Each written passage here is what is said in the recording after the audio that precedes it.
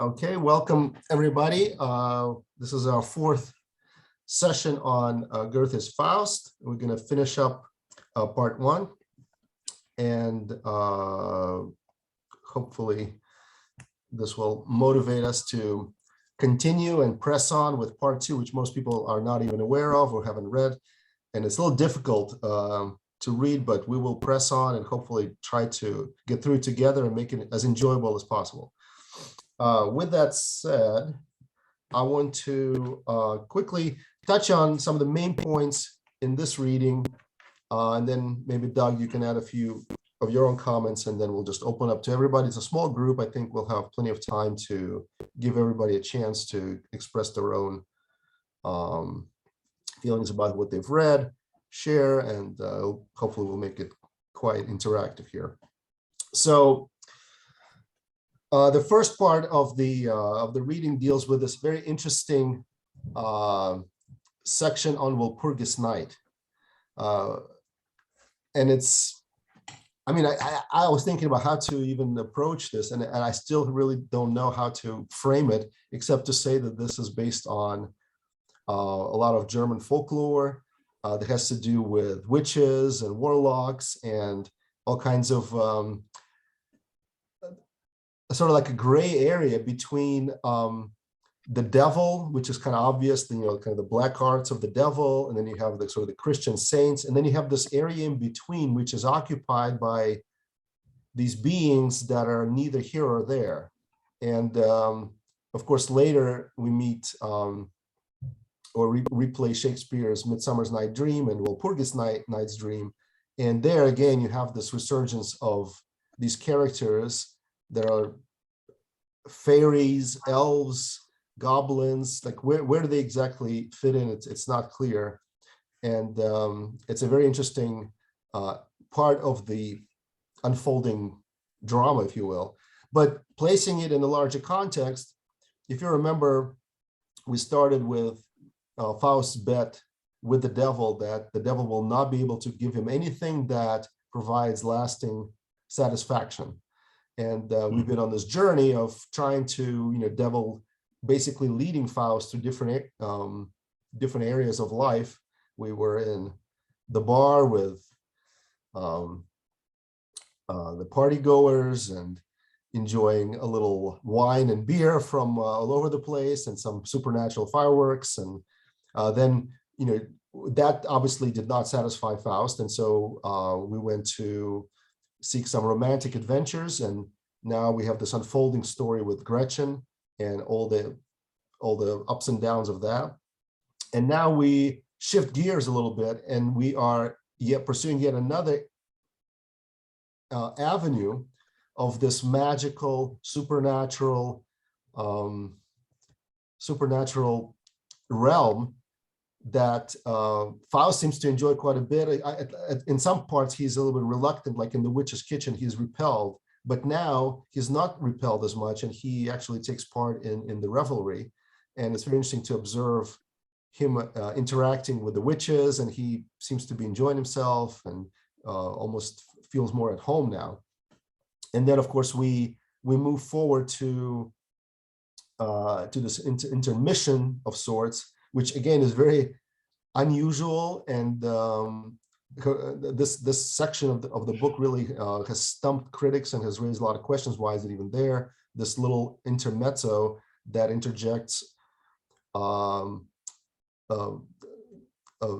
wedding of Oberon and Titania, which is taken pretty much straight from Shakespeare's Midsummer's Night Dream. But what is it doing here? It's not really obvious. And I guess I'll be curious what you think about that section and what you thought its places in the drama and in the context of the Walpurgis Night at all. And then, of course, we conclude with the finale of Faust and Gretchen. And of course, it's a tragic one. We'll talk about the omission or addition of this latest line in the end where Gretchen is supposedly saved or redeemed. This line is in most editions, but it was not in the original Faust, which is the version of Faust that Goethe first composed around 1775. But then in the later editions, as he finalized the work, he inserted that line, "You are saved." And I'm not going to give anything away. Well, we'll come back to this line when we finish the book, because we'll have some questions about that. Hopefully I'll remember to go back to this point. I do want to mention a couple of interesting parts that I don't know if you caught on or not, but I want to just point them out.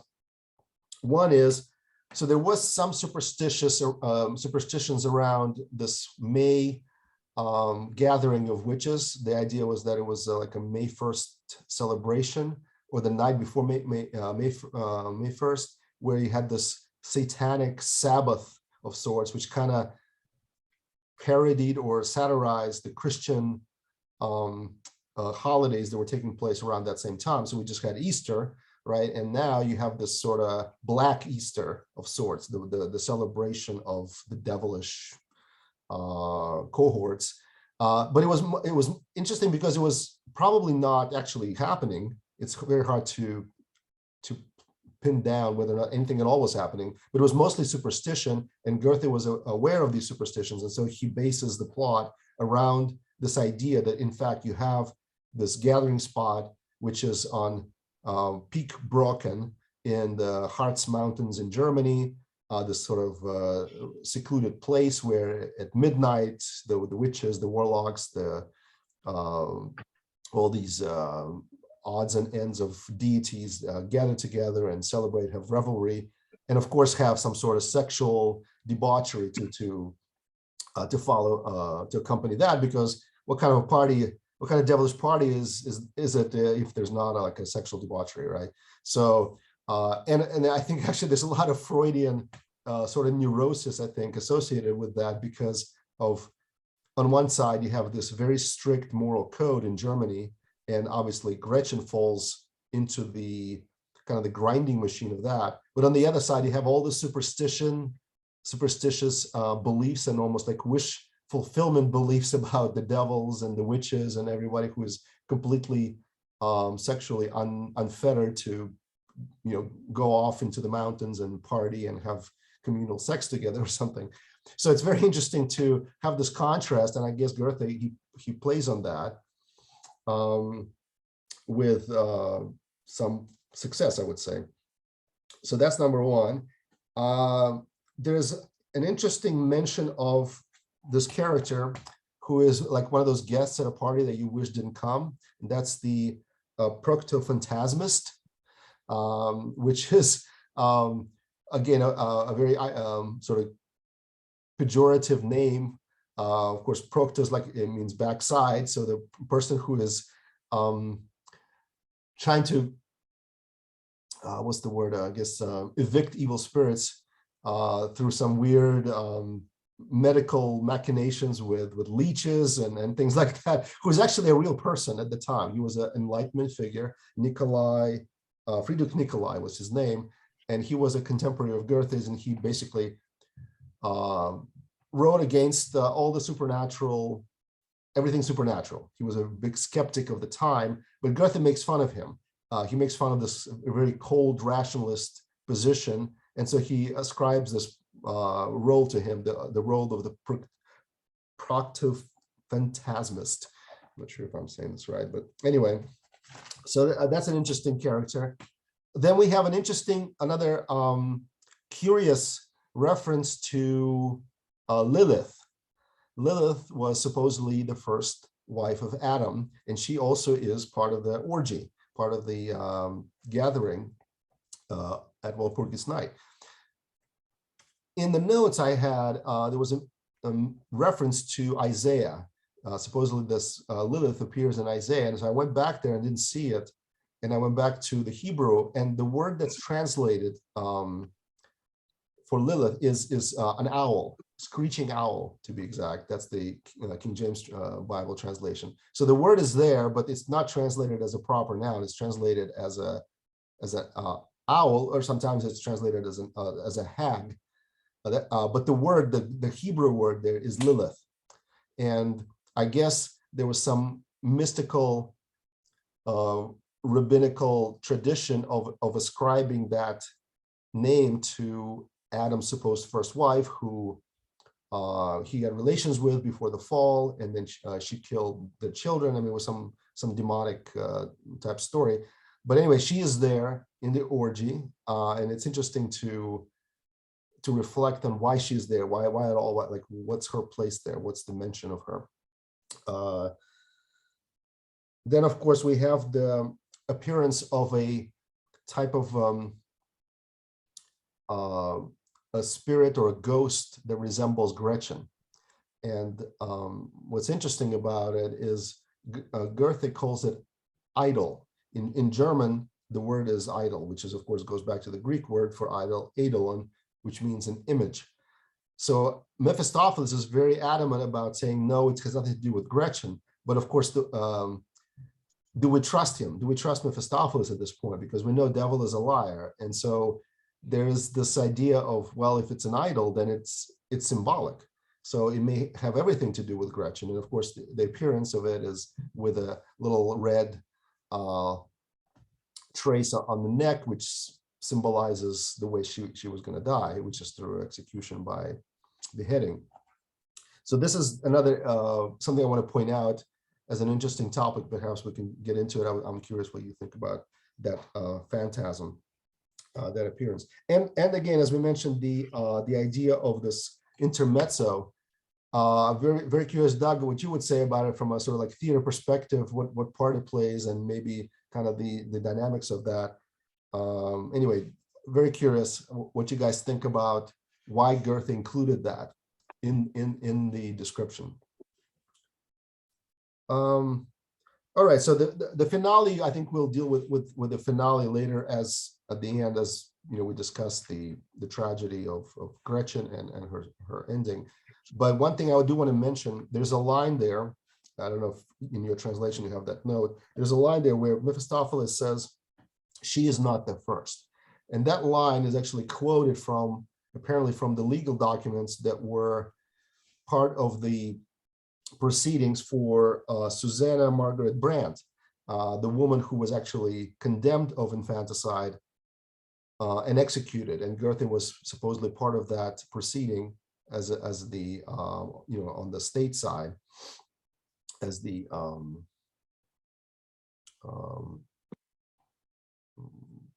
trying to, yes, I guess like on the prosecution side. So very interesting point too, that Goethe brings that in, and perhaps he had some maybe feelings of guilt around that that proceeding that he took part in, and anyway, the kind of the context of that. So that's all I have to say. Doug, I'm going to pass kind of the mic to you, and then we'll just probably open it to everybody. If you guys have some thoughts, type in the exclamation point in the chat. That will make it easier for me to call on you in the course of the discussion. Yeah, I'll try to respond to a couple of your questions. I would have to study that intermezzo, the mask, much more to figure out why it's there. And I know Midsummer Night's Dream very well, and that it doesn't really coincide much with Midsummer Night's Dream, other than the character names are used. I mean, I have to really go into the language and figure out why that's the case. However, what seems to be at work is things I've heard that people have said, that this is a one-of-a-kind piece of literature. There's almost nothing like it, although there were people who imitated him later. He was a big influence, I think, on the great psychologists. He was a big influence on Brecht. He was a big influence on Wedekind, who was an influence on Brecht. And that's that idea that the Enlightenment is dead, that reason is there, man has reason, but is it very useful? Can he really figure out enough to actually have an impact? And so there seems to be, which I think the depth psychologists picked up later, that there's something other than reason. There's a force from the unconscious, from the earth, even from the universe, from the world, that really plays with us. And Faust, Goethe seems to really, I mean, Shakespeare points at some of that, and some of the Elizabethan writers point at that there's a fate that does with us what we will, like we're flies to the gods, or, but Goethe seems to really explore that, and it's not just in the action, but actually in the structure, where it's not the well-made play, which by that time people were revolting against the Greek unities and the well-made play, and it always happened in one place during one time and over the course. So the time you see in the play is actual time being played forth in a few hours or an hour or two. And it seems by the time you're getting to some of the late Renaissance, Shakespeare even, they're playing with time, the unities, they're violating them. And Goethe is violating, but they're using the stage as a larger metaphor, not just for all the world's a stage, like Shakespeare puts the world on the stage, but Goethe puts all worlds on the stage, both inner and outer and spiritual and material. And so that's sort of, I think, an underlying sense of what the theater can do. Now, some of the Spanish playwrights did that too, but not quite in the way Goethe's doing it. Even Life is a Dream there's a rational explanation for the action of Life is a Dream. And it's Calderon's Life is a Dream. So it's, there are some examples of it, but it's very unique. And so I think it's and I think that's why he says, you are condemned, you are saved, because in one world, she's condemned. In the world of this world, where Mephistopheles is going to give her everything she wants, she's condemned because she dies, she leaves this world. But she enters another world, a metaphysical world, in which she's saved. So by the time he's older, he's not writing this story about the brutality of life. He's writing about, I don't know, maybe the brutality of all lives on all levels and all dimensions.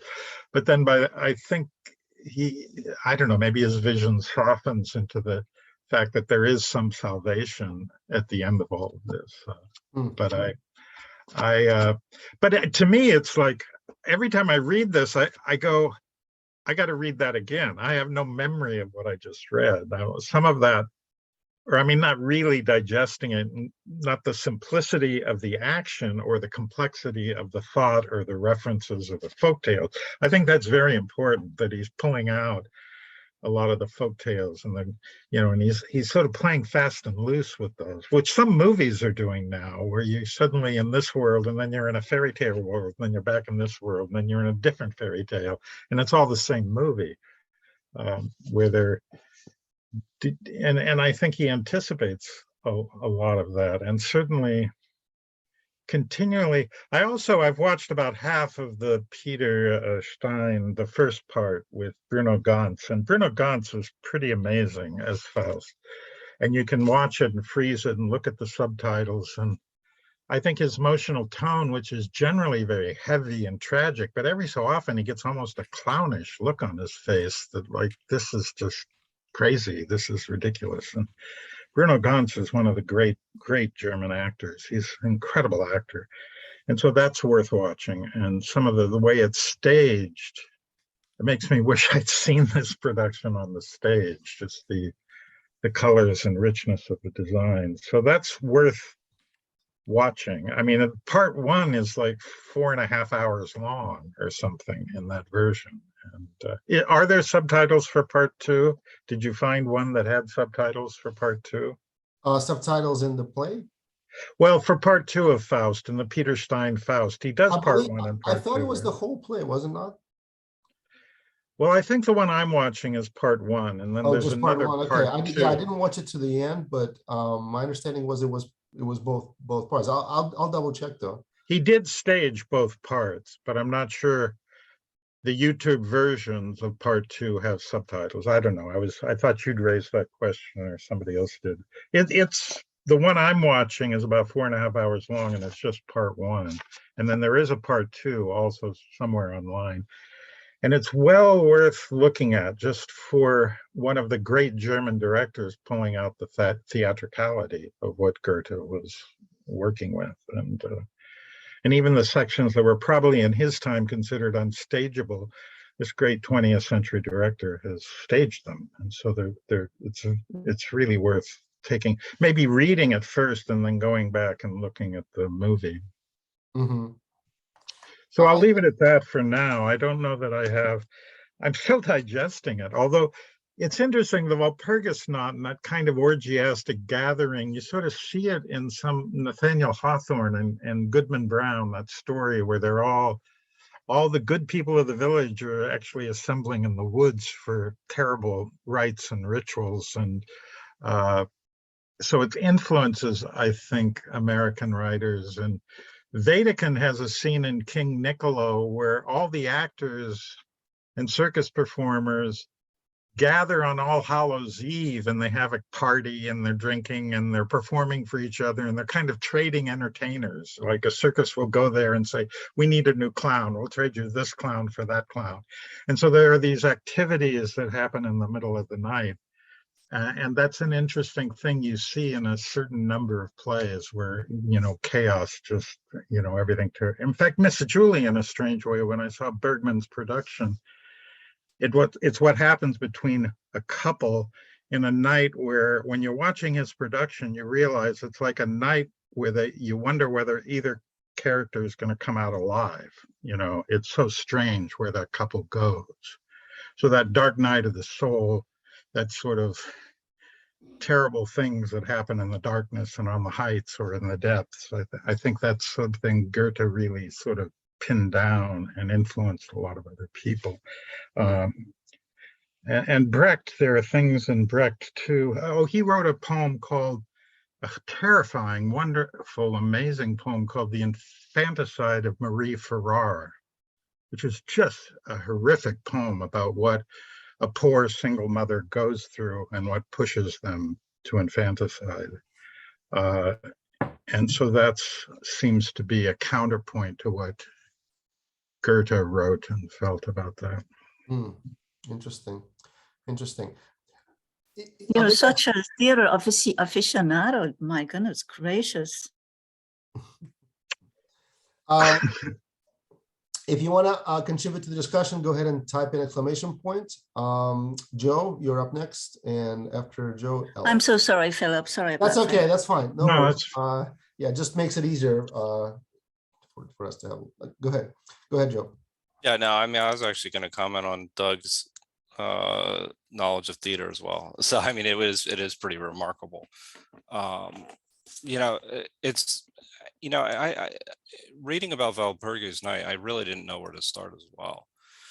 The only thing that really struck me with that is the same thing that you already mentioned, Phil, is that how far Faust has fallen, in the sense that he's actually, it's enjoying himself up until the point where he sees the little girl that reminds him of Gretchen. And I think that kind of is, then he's kind of waken up and his guilt or his love or whatever it may be overtakes him. And then, kind of wakes him up. And then all of a sudden, the thing I really would just want to skip to is I find Gretchen's story to be the most important part of this part of the book. Is her she's indirectly or directly responsible for so many deaths, and I think that she's willing to accept her punishment. And I think that that's the kind of key, that's the difference between her, and she accepts responsibility for whatever her role is, and she never really intended any of this to occur, whereas Faust is acting completely irresponsibly, and just following his desires, and takes really no responsibility.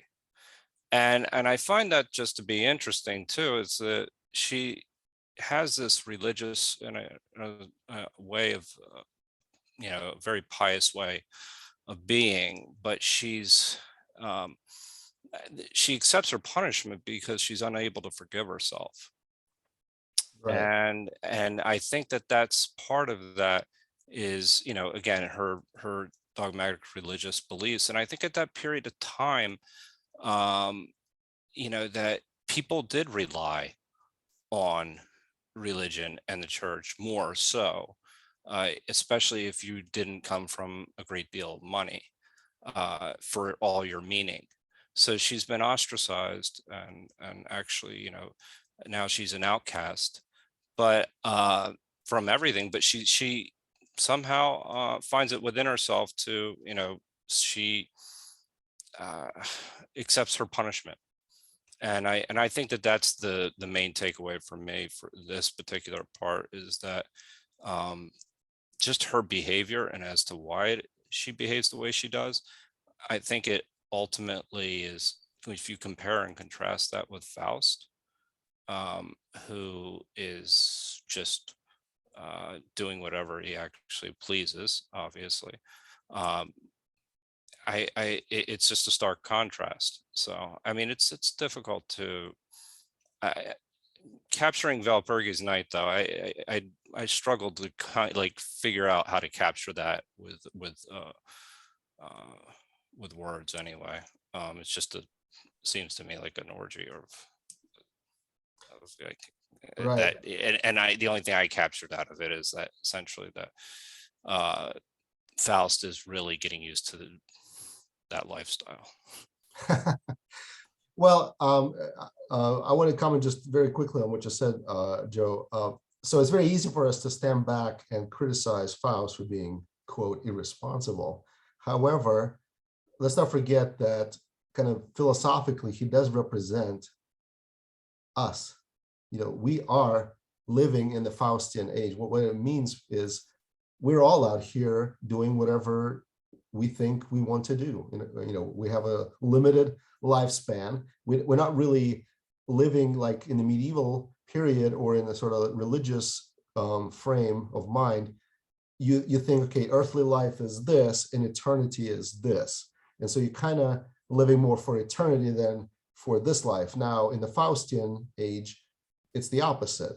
Eternity becomes nothing, and this life becomes everything, and therefore kind of doing whatever you want is the name of the game. And Faust represents that very well. So let's just be clear that he represents us in that sense, if we, to the degree that we are living the same way. The same thing could be said of Gretchen. She doesn't just represent, I mean, she's not just a figure in the tragedy. She is representative of a whole class of beliefs and traditions that we are essentially beheading and leaving behind, right? Religion and tradition and everything around that is the casualty of modernity. Let's just be absolutely clear about that. And it has no place in the Freudian, in the Faustian worldview, because Faust is, like we said many times before, Faustian ethos is all about absence of limitations.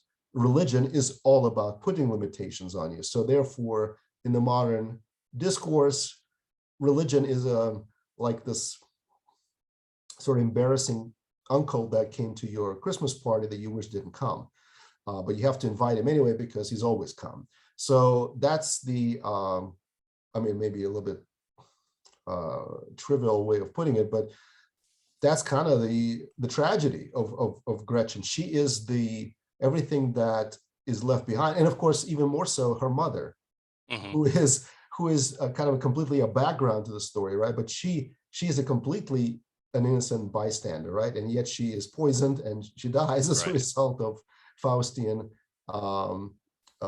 desires sleeping for potion, yeah. Sex. So for desire for sex. yeah, so let's raise this to a little more philosophical level of this is absolutely true what you said, Joe, but it's even more, more far-reaching than just the story of these two specific characters. But just really quickly, if I add one quick thing, is that the limitations aspect of it is very interesting in one sense. If you think of even just going back to the wine cellar, or just the common people that are in the yard after Easter. You know, they're not as capable as Faust. They're not as, you know, Faust has all this education and things along those lines, and he's not happy. And I think that this is something that Goethe is actually getting after, is that he's representing, you know, something, all of us, but there's a certain pleasures that come with those limitations, and that can exist because we limit ourselves. So it's like an idea of temperance, you know, in a way that seems to lead to a certain degree of satisfaction that Faust can't experience, to be quite honest. And I think that example of that idea of, you know, these lack of limitations versus having these limitations, and how certain people can enjoy certain things in life. Right. That's Yeah, an I'm being interesting part. descriptive. I'm not normative in that sense. You realize, right? I'm just describing what kind of. Yeah. I'm not saying that's how it should be, but that's just, let's get to the baseline first. Yeah, I agree. Thank you. Ella and then Madeline. Guys, if you could type in the exclamation point, it's easier for me to tell who came first. That's the only reason why raising hands is not as good, because I can't tell who raised the hand first.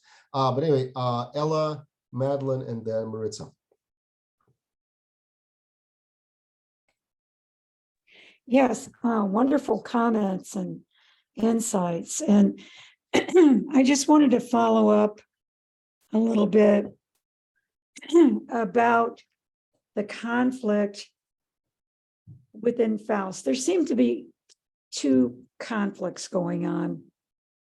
Well, more than two, but two main conflicts.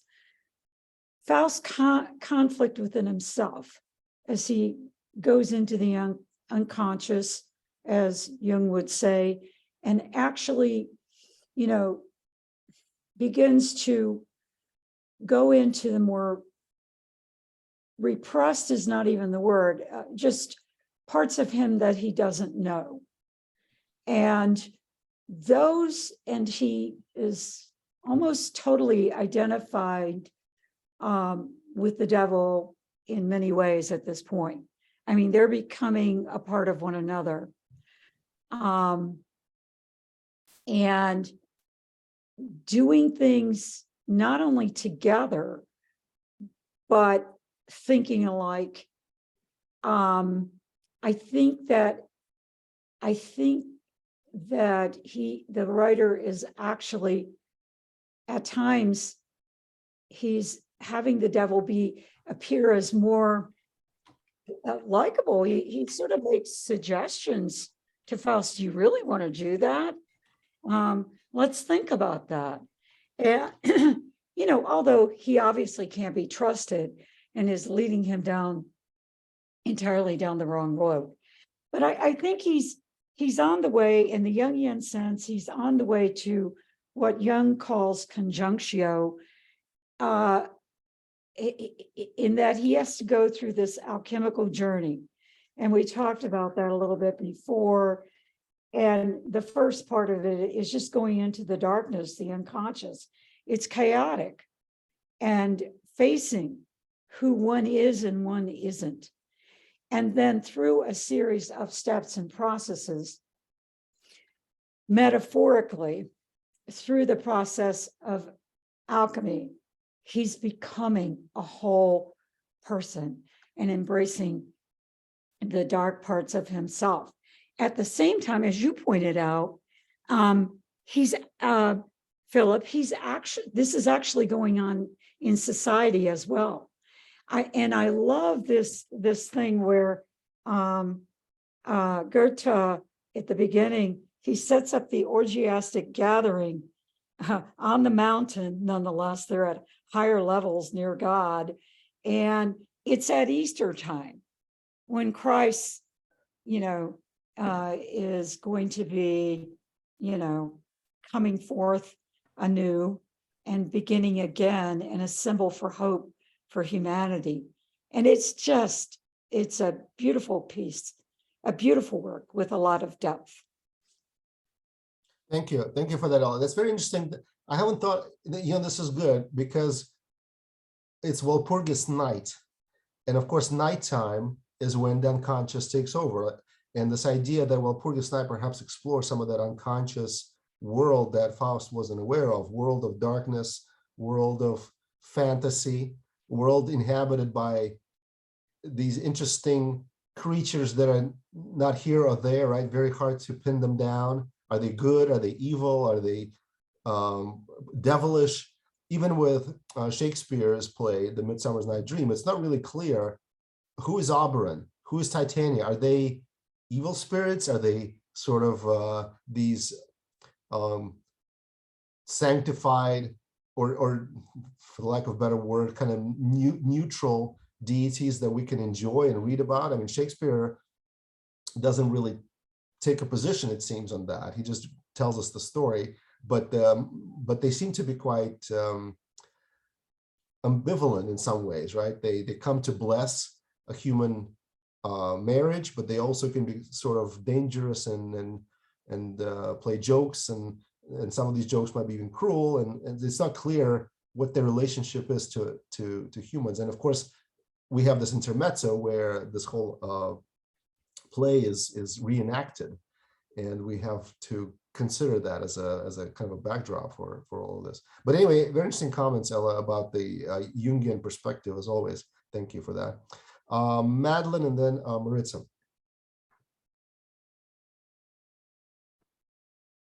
Thanks, Phil. That was a fantastic beginning to this session. Thank you. And, yeah, really great. And Doug, I appreciated your erudition on all things theatrical as well. It seems as if the so first they're dancing with the witches. Witches are singing. Seems like a good scene. And I believe that we met with a witch earlier, much earlier, when Faust is summoning, and he turns away the earth spirit as being too powerful. So in this section, it seems very much like in the Walpurgis Night's Dream. It seems very when Mephistopheles was pretending to be Faust, when the student came to Faust's chambers, and Mephistopheles went through the different possible, courses of study that the student could have, what careers he could have. And each one he sort of hollowed out and made seem very unappealing in its way. And the same thing is happening here in the dream section, where there are all these different people. There's imagination, there's a traveler, there's an artist.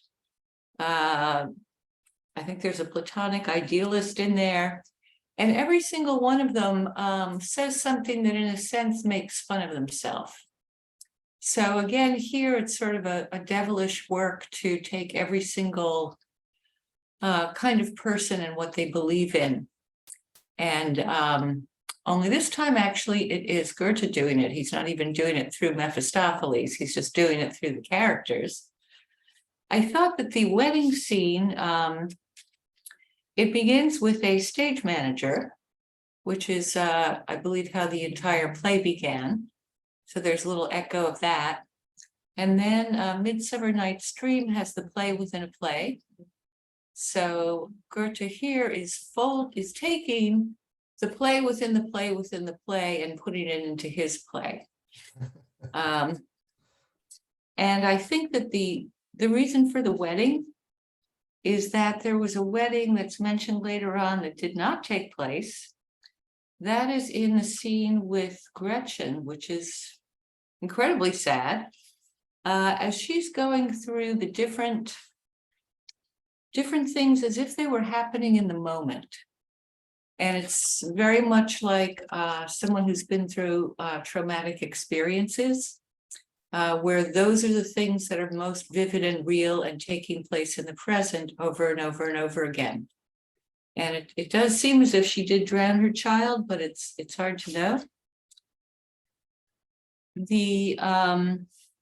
So the wedding part, Faust says, "Soon day will be breaking, darling, darling."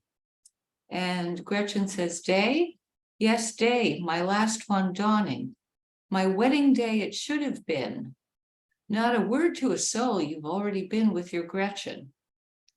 My poor Reeve, all's over and done. We'll see one another again, but not to go dancing. So I think that a sort of shadow wedding took place. And I think that in terms of the Jungian sense of it all, I don't think Faust has integrated things. I think he is still fleeing and searching. He's still wandering. He's clearly, to me, it seems as if he's rejecting the results of his sort of magical alchemical union with Gretchen. And the result of that is the child. So I don't think he has individuated here. He just kind of goes off with Mephistopheles again. The scene where, just going to say one more thing and then stop, sorry. The scene in which Mephistopheles, he suddenly has another limitation when he's saying that he can't get Gretchen out of the prison himself, that Faust has to do it. Now, Mephistopheles could be lying. He could just be trying to get Faust sort of in over his head more with breaking the law or something. I'll muddle the turnkey's senses, then you seize his keys and lead her out. Only a human hand can do it. The spirit horses are ready. It had an echo of Orpheus and Eurydice for me. The go in and get that girl, you know, get her out of that dark, terrible place. And that's it. Lots of points, Madeline. Thank you for that. I do want to make just a couple of quick comments on that, and then Maritza, I'll give you the mic. As far as Faust and Gretchen or Margaret is concerned, you know, there are lots of questions about them. Lots of questions to what degree he is really conjunctioned with her in any way that's real and any way that's meaningful. If you remember, when we went to the witch's kitchen, part of the reason why he went there was, number one, to get rejuvenated. But the second effect of the rejuvenation was, if you remember Mephistopheles, he said now he will look at any wench and fall, you know, head over heels over anyone. So to what degree is his infatuation with Gretchen a real, meaningful attraction that's based on something more than just lust is not clear at all. We talked about that. We said, well, maybe it started out as just lust, and then it went into something bigger, and he actually has human affection for her. And he went into the room and he started to actually get a sense of what this girl is like. But what's interesting, and we talked about this last time, if you remember the scene where Gretchen is catechizing him and trying to understand and pin him down in his belief system, and Faust will not be pinned down. That's one of the characteristics of a modern world, is we don't have a dogma that we can all agree on. Not even one person has this set of beliefs that he will say, you know, I'm just going to have this, you know, Overton window that's unchangeable. We constantly change our beliefs. Our beliefs are fluid, and therefore it's impossible to get pinned down. And when she tries to pin him down, you kind of see the relationship being strained, because he says, oh, well, God is just an idea, it's this, is that. And she goes, well, how come you don't go to church? And he's like, wait a second, you know, I go to church, it's in my heart, and it's this, but how come you don't do this? How come you don't do that? And it's this oil and water type tension, where she wants to pin him down to kind of a life, like you said, a wedding that never happened, a tradition, right? A stability, and Faust is not about any of that, and he will not have it. And so the next scene, we have him with the earth spirit again, and he's out there, and now of course Walpurgis Night is anything but a fettered life, right? It's all about being unfettered. It's all about following after your desires without any kind of a limitation. So there's this real conflict between these two characters, and a tragedy almost is inevitable when you think about it. I don't see how Faust could have lived happily ever after with Gretchen at all.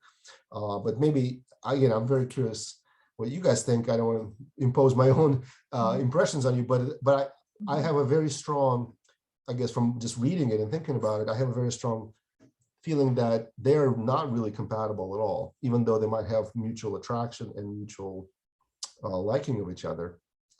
They're still not represent, maybe alchemically they represent elements that are cannot be mixed together under any any circumstances, right? So I'll stop there because I don't want to take more time. I just wanted to add in something that you said. It was about the potion, falling in love with Gretchen, and it's right, also right there in Midsummer Night's Dream, where the fairy queen falls in love with that idiot with the donkey head, because she has the potion. Yep, it's very much like that. Yeah, thank you for that reference. That's excellent. Yeah, there's so many interesting crossovers with Shakespeare, and I want to actually, Maurice, I'll give you the floor in just a second. Maybe Doug, you can comment on at some point. And what do you think the role of Shakespeare and Goethe is as a kind of a general backdrop? Because there's so much of Shakespeare in these scenes that is just, it's almost overwhelming to a degree. But I'm curious what you think his sort of function is in the overall scheme. Maritza, go ahead. Sorry I took up this much time. No worries. I find the whole thing with Gretchen to have been very sudden, and to me it did. Initially, it was very much, I was like, oh, this is certainly the potion. This cannot be, like, he cannot suddenly have gotten this infatuation. Because if we remember, what the devil is trying to do is to have him remain very content, right? That's the bargain they have. And so, it was just like, to me, it was just obviously in the very beginning, this is another ploy of the devil. And it seemed to have been the first one that was seemingly more successful than some of the others. Like the initial success, he was like head over heels over her. And I agree with you. It's very strange, their interactions, because they seem like she's saying things he doesn't want to hear. He's saying things she doesn't want to hear. And yet they're still going to like cross these boundaries, and she's supposedly a maiden pure. And, she is very religious. She has all these very strict rules and taboos and guardians and chaperones. But all of this is going to go to the wind for this encounter, which was odd because they don't seem to be speaking to each other. The whole interaction was very strange. For me, the most striking is the what I see unfurling here in her demise is that Faust does not take any responsibility. Like and it's a disturbing thought if you're looking at it from your perspective, where you keep saying, Faust is representative of the current modern world, or the modern state of our modern world. It's very disturbing because what you see is every time something happens, it happens to him. When he's enjoying himself, the Mephistopheles is his companion, right? But when he's not enjoying himself, oh, he's a devil, turn him back into a dog. How could he do this to me? Like, everything happens to Faust. Faust accepts responsibility for nothing, and I think that that's one of the most striking things to me in the whole tale. Is it seems, so it's interesting because we forget, so he's struck a bargain with the devil. Traditionally, the term devil is used to imply somebody who is not to be trusted, someone who is not working towards the means that you have identified as being the virtuous path, right? Because that's what, when we, the devil, it may look different to all of us, but in general, we view the devil as all those things that are outside our virtuous path, right? However we determine or we view our virtuous path. So we think of that, and then we realize he's made this pact with this devil, right? So with all those things outside your virtuous path, so things not to be trusted are the things that you are now trusting because you've made this bargain with.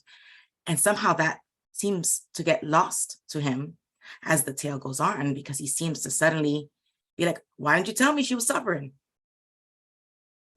was he supposed to? I don't think that's in his job description. Like, you knew this when you started, and it's for someone who is attempting to uphold reason, it's very unreasonable actions that he's taking.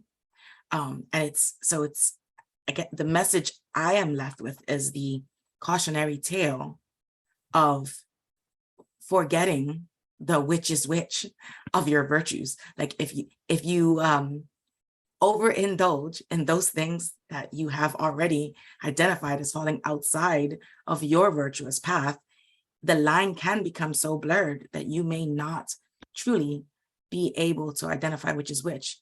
And if you fail to take accountability for your own actions, well, you're just going to make matters worse. And I really like, so when he's angry at Mephistopheles, I have trouble with that word, so sorry. Mephistopheles says this fantastic comment, which I feel like we need to remind ourselves often when we're like going up Fool's Hill. He says, "You wish to fly and yet are prone to vertigo. Did we thrust ourselves on you, or you on us?" Both of those statements in their own right are like, oh wow. Like, the idea of, you wish to fly and you're prone to vertigo is one of those, careful, don't bite off more than you can chew, or one of those, think before you act type of statements. And I thought that was a great line. But yet Faust still does not see reason. He tells him, "Oh, don't bare your teeth at me." And he's saying, "Oh, you make me sick." And this is when he wants, because he does not like the words coming out of the devil's mouth, he now is praying to a higher spirit to silence this devil, which I think is, again, quite amusing when this is supposed to be the embodiment of reason. I was like, I don't know, man, I think you're missing the mark here. You're not selling this reason stuff to your reader. It was just, I viewed Mephistopheles telling him that he could not, like, what did he say? He says he can neither undo the bonds of, I think, the Avenger, or draw back the bolts. And what I view that as being it's because the devil has no power over an internal decision or an internal belief. And as we see, in the next couple pages, Gretchen is her own convictions and beliefs have such a thorough grip on her. And that's what I believe to be the reason why. So the devil already knew this, and he can see it, because I'm left with the feeling that while Faust was unaware of what was happening, the devil clearly was. And we know it's been at least 9 months, right? Possibly close to a year. But Faust has been, playing with all the folks up top of the hill with all this time has been passing. But the devil is well aware of everything that's happening. And it's like, well, the devil is in this pact with you. His goal is to make you forget and only see merriment. So he's just doing what devils do. But he already knows and can see that he has no grip on Gretchen. Because while she has done these deeds for which many would find that there's no forgiveness or no, you can't take them back and there's no return from them, she found that way by her internal beliefs. And, and I think that Mephistopheles also knew that there was no way to explain that to Faust, that Faust would have to see it. So that's kind of how I view the whole dungeon scene, is that it was one of those things where it's like, there are things that cannot be explained to you. One must live through it. And it's one of those, one must be one's own witness to the consequences of one's actions. So you can do whatever you want, sure you can, but it's never going to be the case that it is without consequence. And the dungeon scene with Gretchen is Faust's consequence for things he's been doing. And it's deeper even than, because it seems like, I mean, I'm appalled by the duality of, the male versus the female interaction there, but I don't find that the book is addressing that at all. what it seems that they're pointing to is more you forgot about her for almost a year. That aspect, the callousness of, oh, how could you be so in love and then go off and just forget? And that's what I see as being like the consequence of your action is this, this ability to just give into carnal lust with no societal follow through, knowing that there's always societal fallout. Because Faust is a member of society, so he knew somehow this would be the case, but he managed to conveniently forget it. So anyway, those are my thoughts. Interesting. Thank you, Maritza. Yeah, I just want to make a quick couple of comments on this, and I'll pass this on to Joe and Doug. So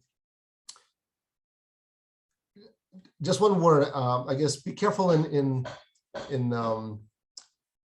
not being too overly critical of Faust, because it's easy for us to stand back and point a finger. Again, I keep thinking, we have to be more empathetic with him because he is us, right? So it's easy to kind of say, well, that's something that could happen out here, but it's not going to happen in here. And of course, he is part of humanity, and he's part of modern humanity, and so it's like, but also with that, let me try to whitewash him a little bit and rehabilitate him just a little bit. There is a difference though between Faust and Mephisto, and the difference is this: Faust may disregard the consequences initially or even at all, but he still has this guilt and regret. Mephisto doesn't. He has no regrets. He has no guilt. He just is like one of those people who's like a realist. But he's not a person. He's a devil. Right. Well, okay, fine. Not... But all I'm saying though is it could have been worse. And we have people actually today that are probably postmodern in the sense that they do not have guilt or regret. It's just collateral damage, and we just move on. So Faust has a lot of the humanity in him. He really does suffer when he thinks about Gretchen. He really does have feelings of remorse. He really does want to rescue her. He could have just waltzed off to the next thing completely and not even come to the dungeon.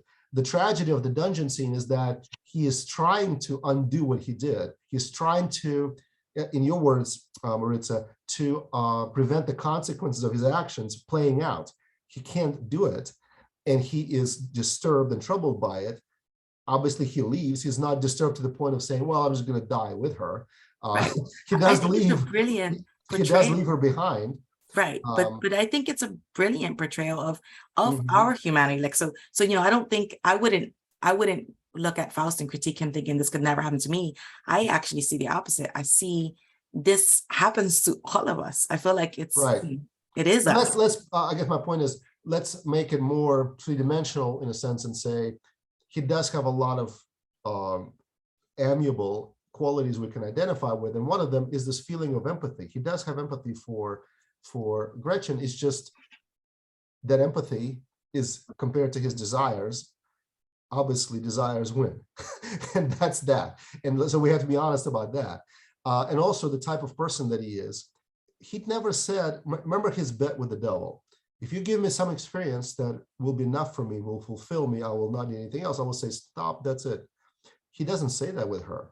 Obviously, his experience with her is not that ultimate experience. And therefore, like a child with ADD, he's looking for the next toy. The next toy happens to be Walpurgis Night.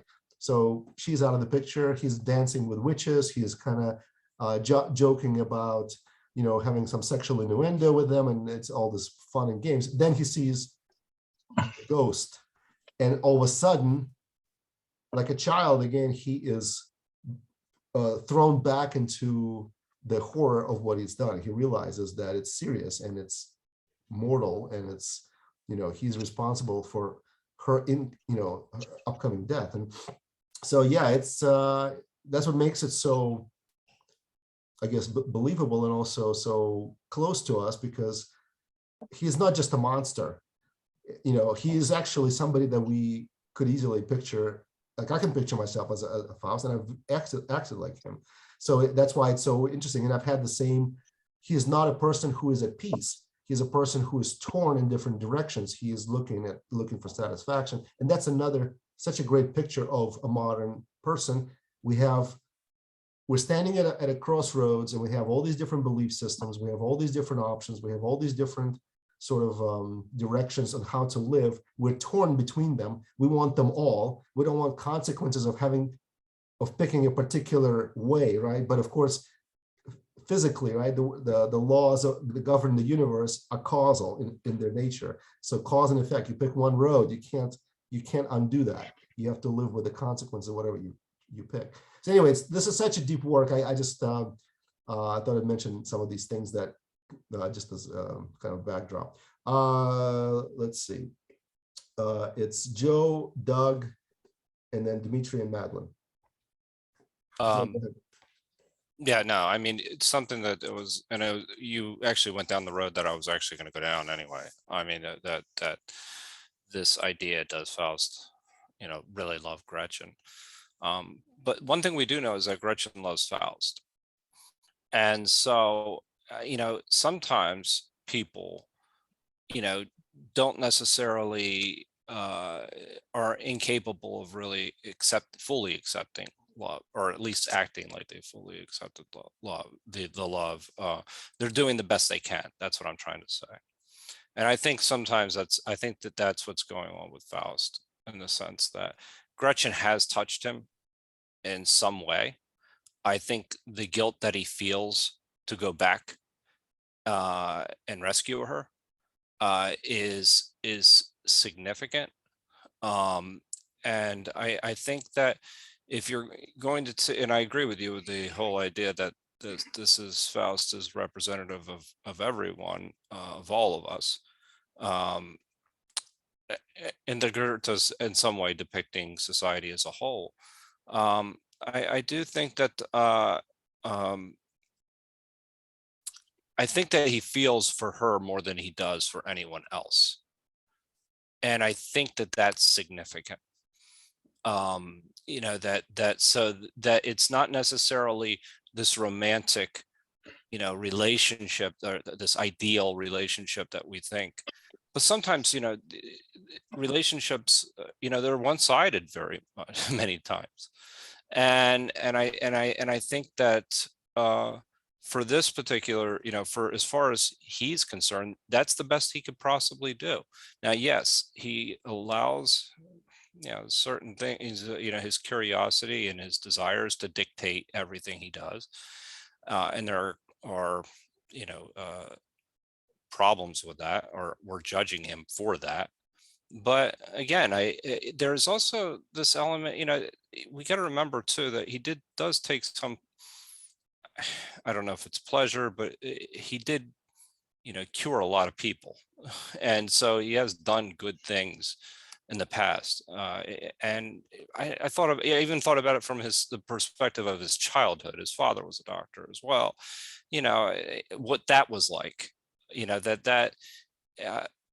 he's just somebody that maybe that's the best he can do. And that's as simple as that. But I do think Gretchen has reached him in a way that no other human being has reached him. And up to this point. Up to this, fair enough. Yes, in the words of Homer Simpson, this is the best day of your life up to this point. Up to this point. Yeah, that is one of the best lines. That is one of the yes, worst day yet, Bart. That's it. That's right. Yeah. Because of course, jumping ahead a little bit, we'll meet Helen in part 2, and so the question will be: is Helen the best that Faust has seen up to this point? So I know I'm. You're spoiling, because I have only read part 1, but I did listen to the last video, so I did get some insights as to what was going on. All right, so. Thanks, Joe. So Doug, and then Dimitri and Madeline and Ella. Doug, go ahead. I want to underline that, what plays are versus poetry or novels, and I realized this when I was a graduate student, is that poetry gives a view on a certain event, a poem, like an impulse on this thing. And novels show this action from often an omniscient perspective. Now that's changed in novels where there are multiple perspectives. But theater is always about contradictory, multiple, irreducible conflicts. And this play is monstrous in its ability to show the contradictions between characters, but also within characters. You know, and I think he gets that somewhat from Shakespeare, but he takes it much further. In Shakespeare, they go into the forest, which I had a teacher who taught Shakespeare from an anthropological perspective, and he said, you know, it's like going into the liminal space where everything gets flipped on its head. You know, Demetrius loves this woman, but then he loves this woman when he's in the forest, and then when he comes out of the forest, he's back to loving the first woman. But that inconsistency of character. And in Faust, it shows up right in the beginning. Reason has completely failed him. And he has not healed a lot of people. He has the reputation of healing a lot of people, but it's clear that he believes, and I think it's different from his father. I think his father, quote, healed people, but the son has come to believe that he and his father basically killed more people than they healed. Yeah. And so reason through medicine has failed him. Reason through law has failed him. And I think it fails Gretchen as well. So the idea is that if we go to something beyond reason, into this sort of irrational brew that we emerge out of, then maybe you get to be a better truth. And that's a real touch and go, terrible journey where you don't know the results of what's going to happen. And and the Walpurgis knot, which is Saint Walpurgis, she's the saint to protect you from witches. In Germany becomes the night where witches celebrate. But then witches, historically, are often the midwives who had herbs who made all the patriarchal figures angry, so they demonized them. So, I mean, there's a lot of stuff going on here where Faust is saying maybe the witches know more than the doctors do. I mean, it's implied in it. It's not, he doesn't follow it up completely. But since it's also, I think, in the Jungian thing that Ella was talking about, this is very important. I think it's a really influential play on Jung. And because I think Gretchen is sort of an anima figure, and there are good anima figures here, and there are bad anima figures here. And the anima is somebody in Jungian terms that actually introduces you to the shadow, but you can never really reconcile with the anima until you reconcile with the shadow. And so I'm curious how this plays out in Faust and whether, you know, this feminine, how these things play out. But it's certainly, that's a factor in Shakespeare as well, which I think various Robert Hughes, or I'm suddenly blanking on his name, the man who married Sylvia Plath. He wrote a book on, you know, the goddess in Shakespeare and the kind of feminine in Shakespeare as a force. And I think that's really true. That I think he's picking up. But he's also, the fantastical in Shakespeare usually shows up through a ghost, or when you go into the forest and something crazy and irrational happens, and all the strange little, you know, Prospero has Ariel and Caliban and all these mythological figures, then they show up. And but I still have not figured out, and there's often, you know, like in Tempest, there is a mask that is performed by the spirits. And so somehow I think Goethe is maybe picking up that. And I read something, but I have to read it more carefully to see that all the witches are performing this play about Oberon and Titania and Puck. And that, I'm not sure that I agree with that or not. I'd have to study it more carefully to see, well, we go to watch the witches, but then the witches do a play. You know, it's like the Bohemian Grove with all the Henry Kissinger and all the leaders of the world go and they put on a little play about the killing of care, you know, or something. Which care is a word that shows up in the script too, which makes me wonder how much Bohemian Grove steals from Goethe. But well, that's some good insights there, Doug. I mean, I really would like to also explore this angle a little bit more, because I think it's super interesting. These two writers separated by, I guess, what, nearly I had two other comments first before I forget. Yeah. The instability of Faust's character is he's about to kill himself, right? And then he hears Easter hymns. And he suddenly turns into a little kid going to church and happy going to church. And then he has an exchange with the dog. I don't think it's turned into Mephistopheles yet. And he goes, oh my God, that mood, it totally left me. I no longer feel that. you know, so he's has this sort of angelic mood, and then he comments that it's vanished on him, it's disappeared, that his states are not consistent. He can't depend on his own, he doesn't know his own internal states enough to even know what he's dealing with. And that's the whole journey, I think, of depth psychology, which probably starts with Faust. And then the other interesting thing is that I think Mephistopheles does have regrets, not guilt, but he does make some comment. I shouldn't have done that. I shouldn't have let him know that. You know? Right. And I that he makes strategic mistakes, and he really regrets the strategic Yeah, mistakes. he's not omniscient. He's not. We have to be careful not to think of him as sort of like this omniscient God figure. He's definitely learning himself, and still kind of he's learning as he goes along. Yeah, absolutely. But right.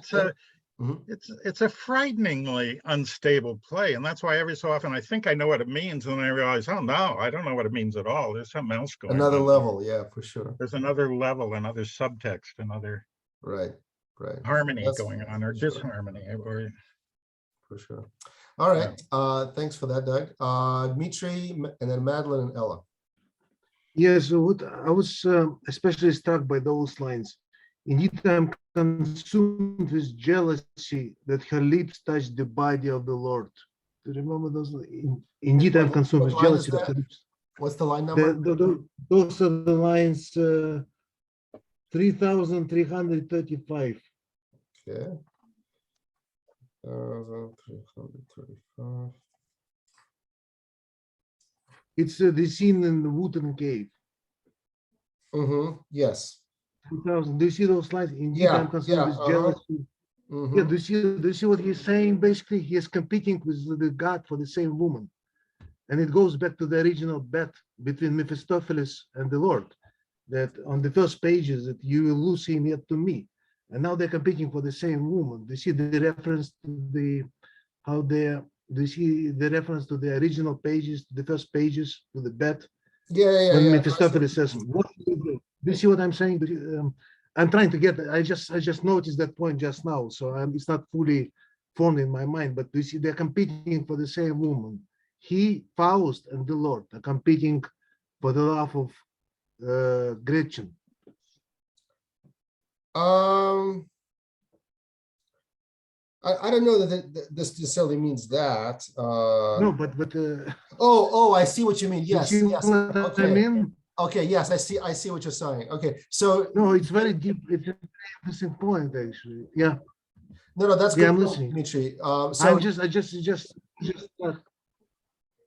Yeah. No. Let me restate. You see what I'm saying? It goes to the original bet. So this is actually a very interesting line. This is line 3,335, where 3,335.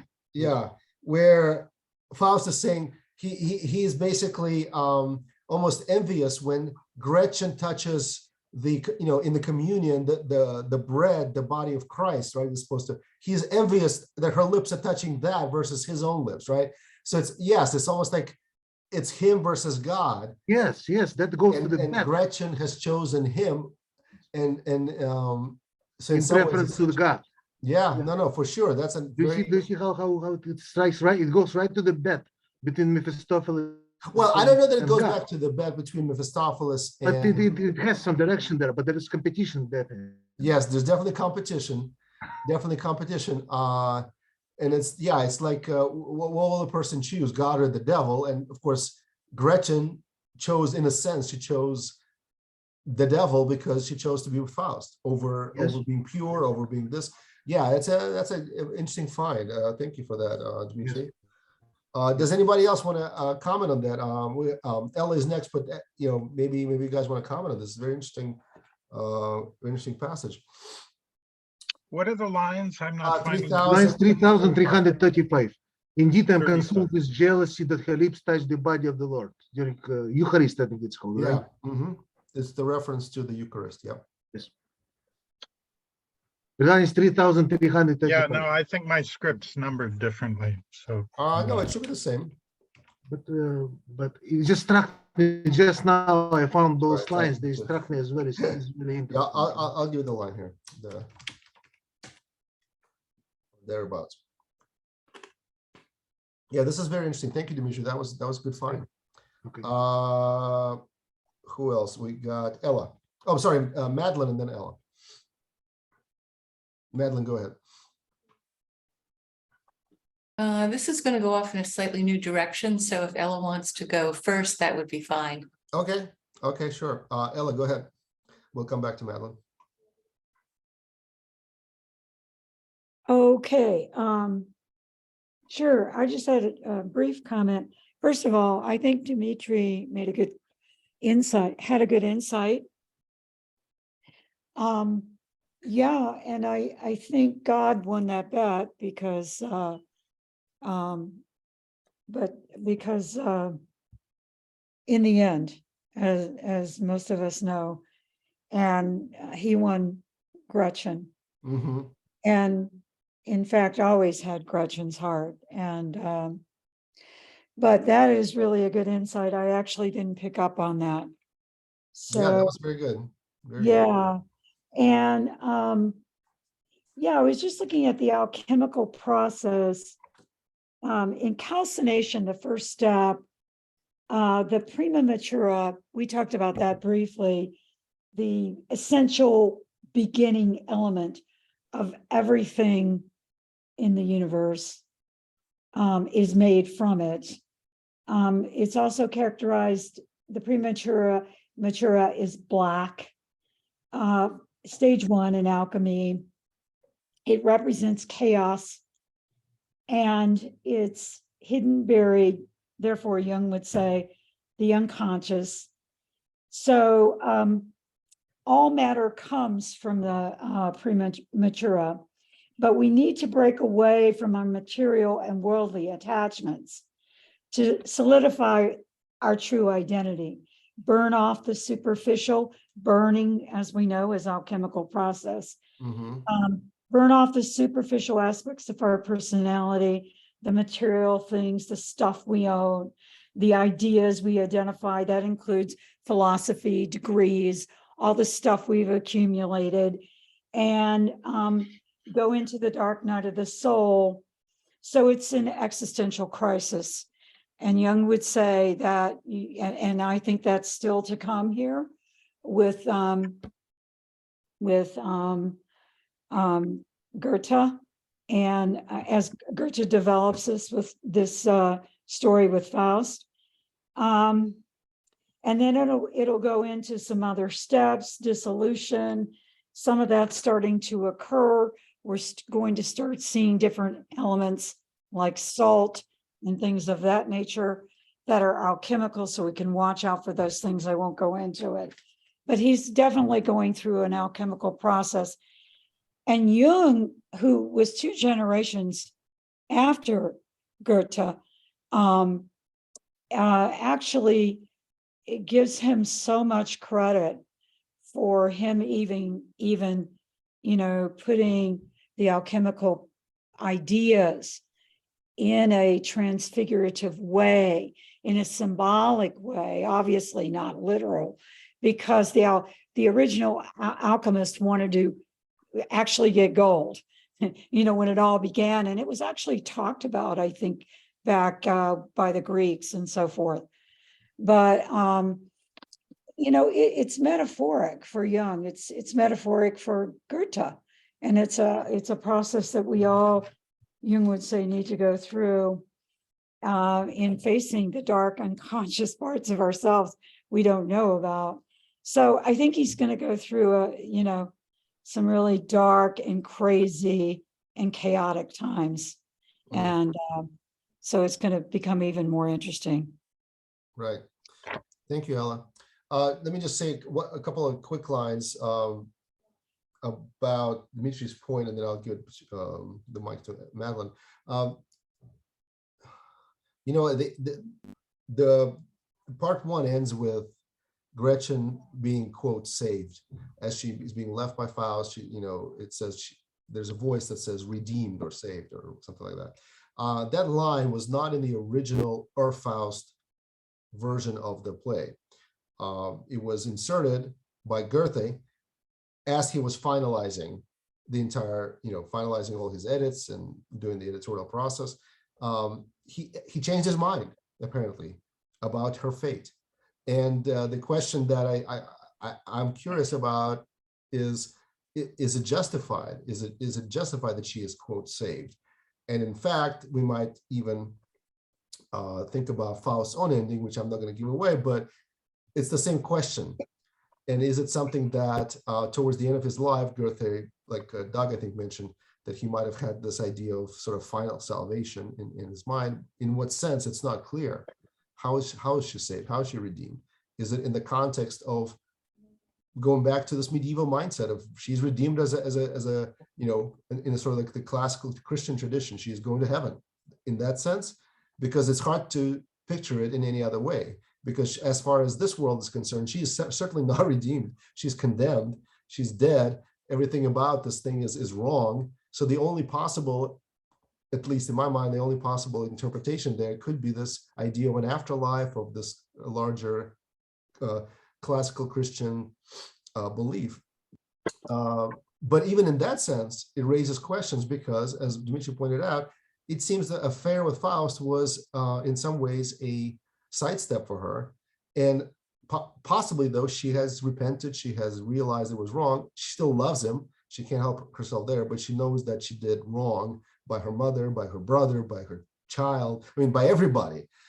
She's not just an innocent bystander. You know, we can't really take away her agency completely to absolve her. She is a free agent and she acts of her own will. And she decides, as people pointed out, she decides that she can't leave the dungeon. She wants to face the consequences because she thinks she deserves them. And maybe that's her redeeming quality. Anyway, I just want to throw that out there for sort of discussion as a talking point, possibly if anybody's interested in exploring that further. Madeline, you're up. And then we have Maritza and Joe. I wanted to return to something Joe had mentioned earlier, which is Mephistopheles as a guide in comparison with Virgil as a guide in Dante. Mm-hmm. I think there are enough people here who made it through Dante that it would be worth discussing. Yes, please. So I just opened Faust at random, and there they are on the mountain. Mephistopheles is saying, "The scrambling mob climbs upwards, jostling, crushed. You think you're pushing, and you're being pushed." And so there is the movement up a mountain. So I was also thinking about what Maritza had said about Faust as someone who views it as everything is happening to him and is not really accountable in some ways. So what about the very opening of the action of the two books? There is Dante, he's like, I'm here in a dark wood and here are these wolves and, you know, I'm running along and suddenly I have a guide. Whereas in this one, Faust is saying, basically, I'm kind of bored with everything. And so I think I'll start conjuring up spirits. And then he's the one who actually tells Mephistopheles that he wants a bargain.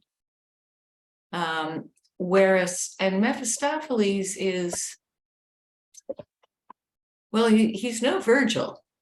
And so I'm wondering, especially what you all thought about, the things that Doug talked about in Dante, where I would never have thought about, which was and you too, Philip, you put up that incredible map of all the different levels and the worlds and how they interacted. So what the movement is in this, in comparison with Dante, but more, what sort of guide is this guide in comparison with Virgil? He's certainly older than Virgil. He's been around for a lot longer in human history. So I was just wondering what other people thought of looking at that comparison more. Yes, absolutely. Thank you, Madeline, for resurrecting that point. I frankly, I forgot a little bit about it, but I'm glad you brought it back up. I also want to make just a few observations, and then I'll hand the mic to Maritza and Joe.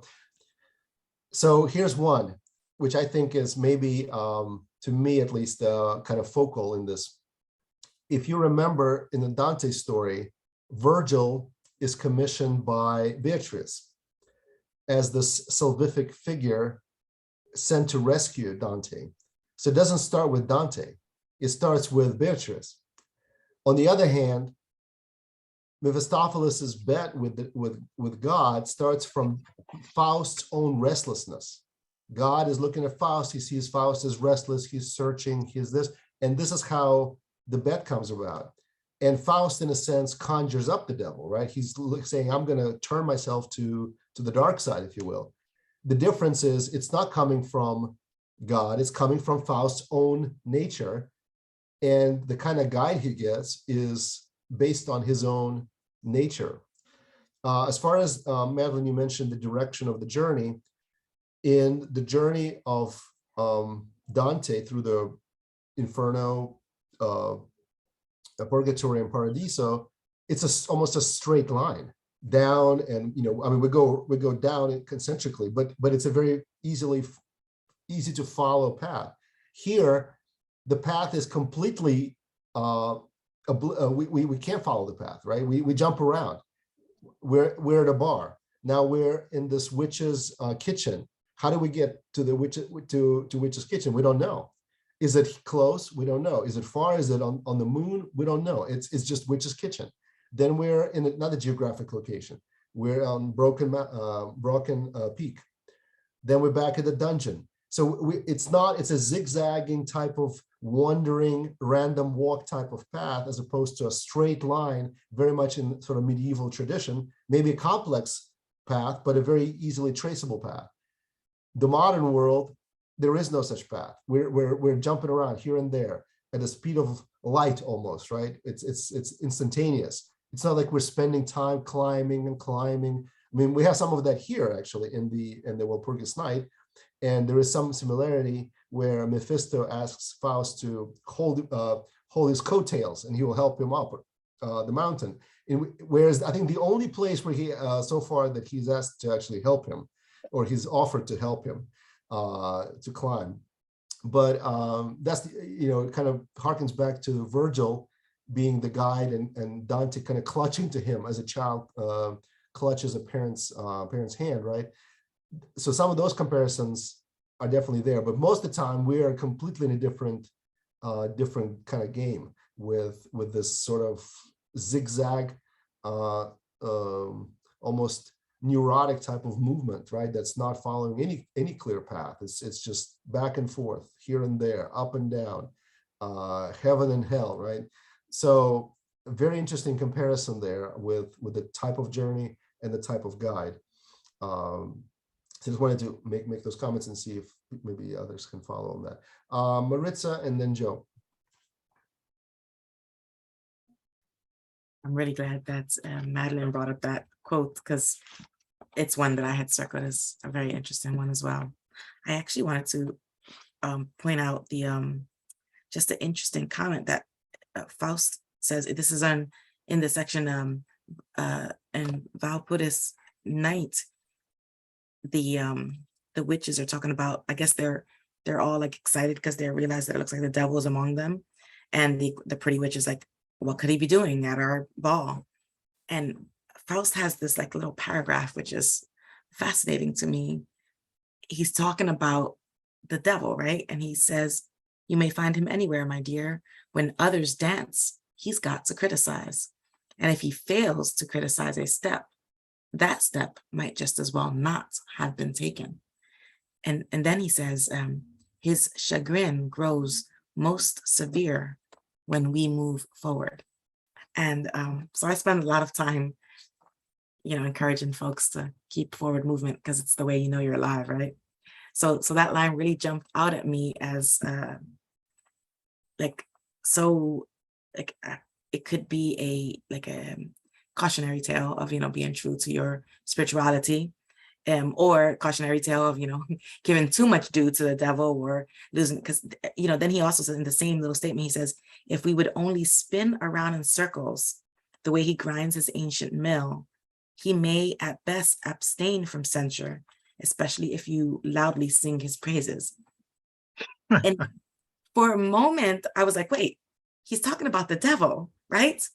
Because if one does not find themselves to be overly religious, and maybe just reads that passage separately, it could also be applied to a God figure, which to me was interesting, because it's if the point of the book is to show, as you've suggested, Philip, that this tension between the old world ways that were so heavily steeped in yielding, religious tenets, and a movement towards a less structured, more open-minded philosophy of life, then a comment like that is like really stunning to ponder, because it seems to imply that pretty much anything we do in this modern world, we're going to cause somebody to want to poke at us just to get us to react to them, which is kind of disturbing. So I just wanted to throw that out there. Yeah, well, I guess it's meant to be disturbing in a lot of ways. Also, I just wanted to mention the fact that if you notice the line just before the section just before the dungeon is written in prose. Most of this is written in verse, but the section before the dungeon is in prose. It's the only section that's written in prose, and it underscores, I guess, the seriousness of what's happening and the tragedy of what's happening. Right? It's no longer verse. It's no longer dressed in anything artistic or any. The form itself is the message here. That it's just factual and it's serious, and there's no all the externalities of a work of art is stripped from it, because it's just straight to the bone of how horrible is what's happening. And yeah, I agree with you, Maritza. It's disturbing, and it's meant to be. I think it's meant to be. Who's next here? Joe, go ahead. Yeah, just really quickly, that one line that Dimitri did mention, that is a very interesting line, and I did not pick up on that. The first time seeing that Gretchen essentially chooses God over Faust, and that's significant. I mean, for me, that's I think one of the most important parts of the play is that essentially this is God as a designer, and what has he designed? And that is humanity rejecting it, and I think that's her acceptance of God over Faust it's not the bet that that was made, but it's significant in the sense that what he's created is still choosing him, and which is significant as him being the creator of everything.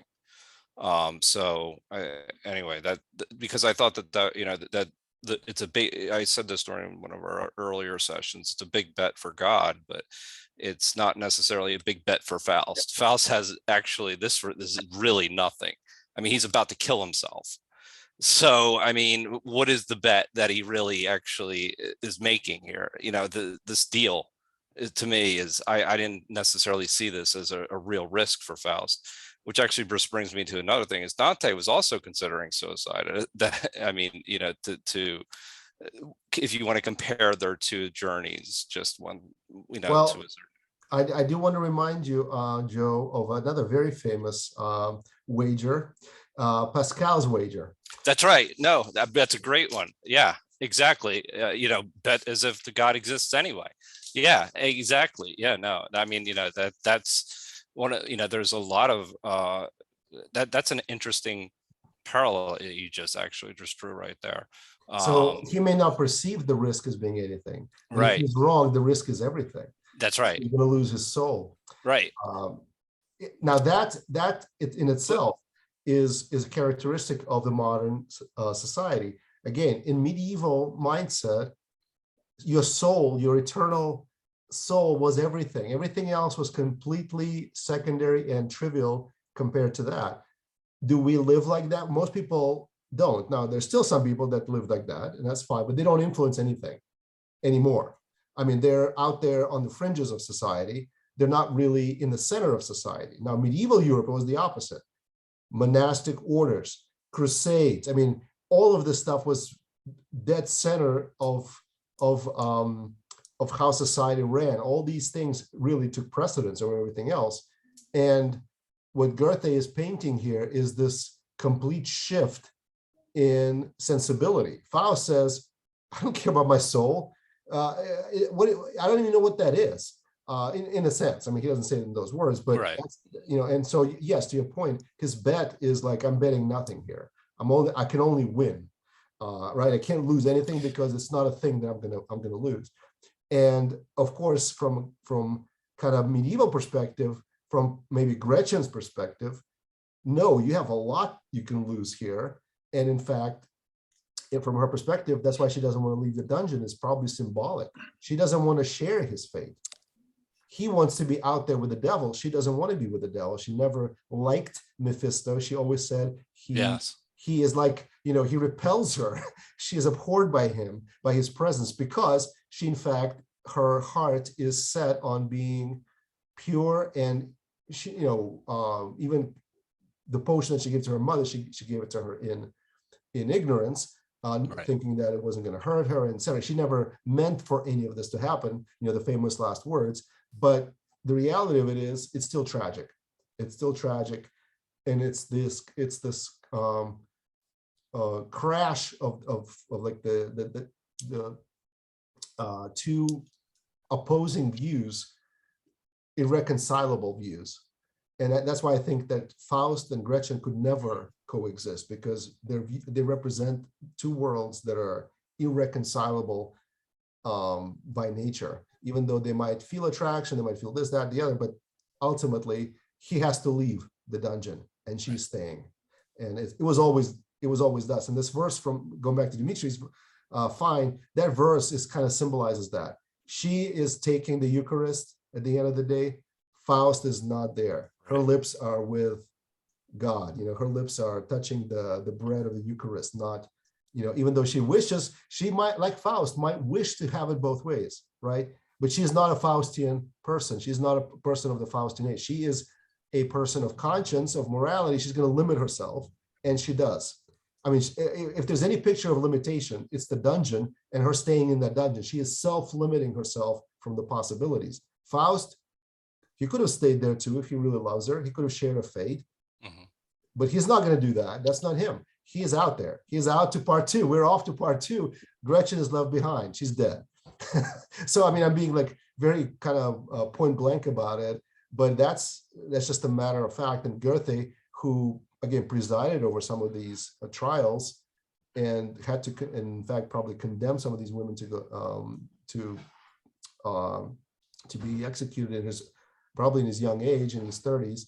He knew the reality of it just as well. He knew the facts and how it worked out. And maybe in his later years, he wanted to have this salvific effect and save her, if not in real life, at least in his play. He wanted the salvation to be the outcome. But the reality of it is, do we really, do we believe it? Like in the words of Stanislavski, do you believe this or not?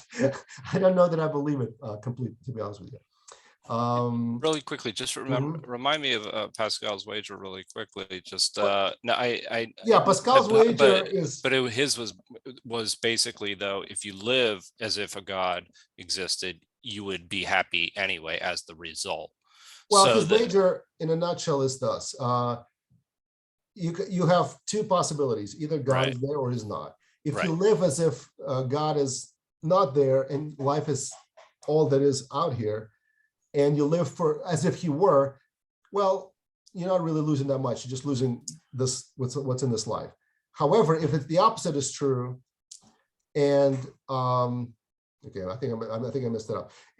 If you live as if God were there, but he is not, all that you've lost is this finite period of time, and that's it, it's done. Like it's what you lost is a finite amount. That's the key. You're losing a finite amount. You know, from a mathematician standpoint, it's all about infinity versus finite, you know, finite risk versus finite, you know, finite reward. The opposite though is this: if God exists and you did not live like you did, your loss is infinite. Your gain is finite, but your loss is infinite. So right. His point is it's incomparable. Now you can find some problems with his wager. It's Sure. it's not without its own faults. However, since we're talking about bets and we're talking about betting your soul on something, I think it's a good backdrop to think about Pascal's wager in this context, because obviously that's what we're talking about. So from Faust's perspective, he's betting that there is no afterlife. This life is all we have, and therefore I want to experience all of it. That's my bet. Now, if there's something out there, I'll worry about it then. Gretchen, the opposite. The most important thing is the hereafter. So I'm going to live like the hereafter is the most important thing. And my life on this earth is going to be limited in all these ways.